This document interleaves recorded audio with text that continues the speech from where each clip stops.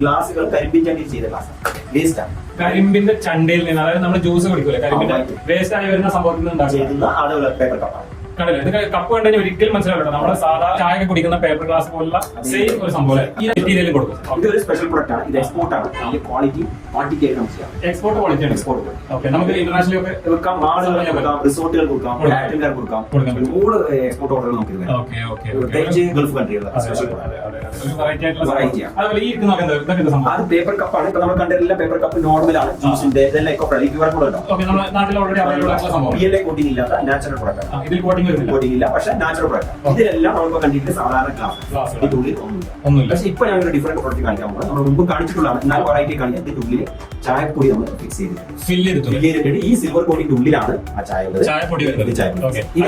ചൂടുവെള്ളം ഒഴിച്ച് കഴിഞ്ഞാൽ അത് കറക്റ്റായിട്ട് വേർത്തി കളഞ്ഞ് ചൂടുവെള്ളം ഒഴിച്ചാൽ ചായ. ഇതൊരു ഇൻസ്റ്റാന്റ് കോഫി.